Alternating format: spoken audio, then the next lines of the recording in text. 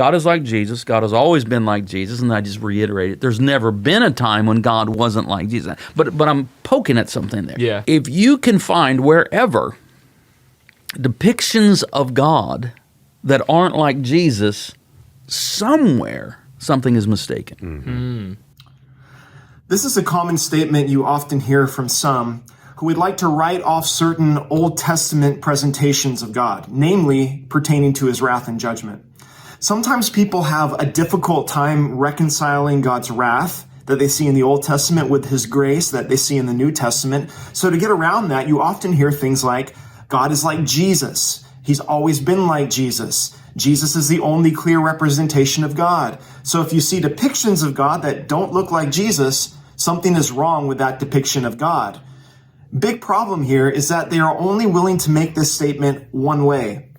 It's true, God is like Jesus, but the inverse is also true. Jesus is like God.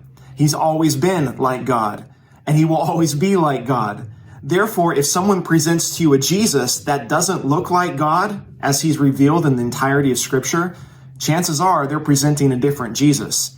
While Jesus did correct some of the Pharisaical human misunderstandings about God, he never contradicted the judgments or actions of God in the Old Testament. In fact, he confirmed Old Testament events, such as the story of Jonah.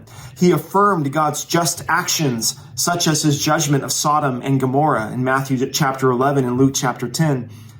And it's true that under the Old Covenant, there was an incomplete understanding of God, but that doesn't equate to an inaccurate depiction of God in the Old Testament. As Jesus walked the earth, he completely and accurately reflected the Father's heart to seek and save the lost.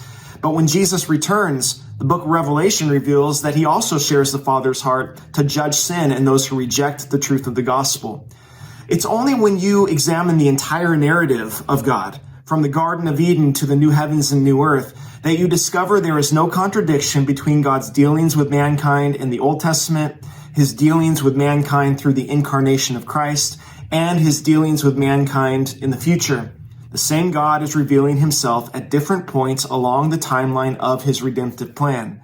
So Christians, be careful about embracing theologies or ideas that diminish the fullness of God's nature in order to appease limited human understanding.